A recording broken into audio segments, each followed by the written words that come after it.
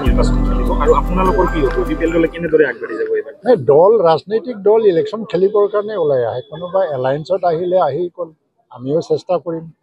কিন্তু এলায়েন্সত নাহিলেও অকলে খেলিব লাগিব অকলে খেলিবৰ কাৰণে আমি দুয়োটা ধৰণৰ প্ৰস্তুতি চলাব লাগে এতিয়াও আশাবাদী কিন্তু এতিয়া কথাটো হৈছে কি বিজেপিৰ লগত আমাৰ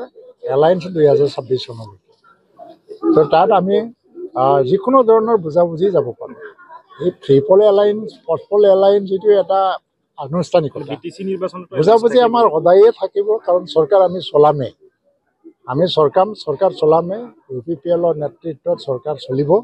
আৰু ইয়াত আমাৰ বিজেপিৰ লগত যিটো এলায়েন্স 26 চনলৈকে অটুট আছে আৰু আমি ট্ৰিপল এলায়েন্স কিবা কাৰণত যদিও নহয় ভিতৰত আমি হয়তো বা ফিল্ডবিলাক ছাৰ্ভে কৰি চাম অকলে যোৱাত আমাৰ বেছি ভাল হৈ আছে আমি যাম তাৰ কাৰণে আমি প্ৰস্তুত বিটিচি নিৰ্বাচনতো এলায়েন্স থাকিব নেকি বিজেপিৰ লগত এইটোকে কৈ আছোঁ মই এইটো অকলে খেলিব পাৰে বা এলায়েন্সতো যাব পাৰে অকলে খেলিলেও আমি প্ৰস্তুত কিন্তু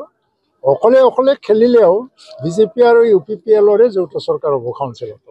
কিন্তু হাগ্ৰামা মহিলাৰী এটা কথা কৈ আছে যে ইউপিপিএলে অকলে নিৰ্বাচন খেলাৰ সাহস নাই হাগ্ৰামা মহিলাৰী সেইটো সাহস আছে কিন্তু ইউপিপিএল দলৰ নাই হাগ্ৰামা মহিলাৰী অকলশৰীয়া হৈ গৈছে অকলে ইলেকশ্যন নেখেলিলে কাৰ লগত খেলিব তাৰ লগততো কোনেও যোগদান নকৰে ই অকলশৰীয়া হোৱা মানুহটো অকলশৰীয়া যাবই লাগিব কোনো মানুহ সহযোগী নাপায় নহয় এই নৱশৰণীয়াক লগত লৈছে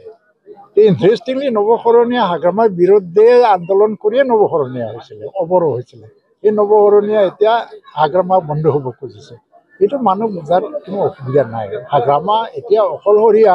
তাৰ কোনো বিকল্পও নাই অকলশৰীয়া যাব লাগিব এই নিৰ্বাচনত হয়তোবা হাগ্ৰামা মহিলাৰী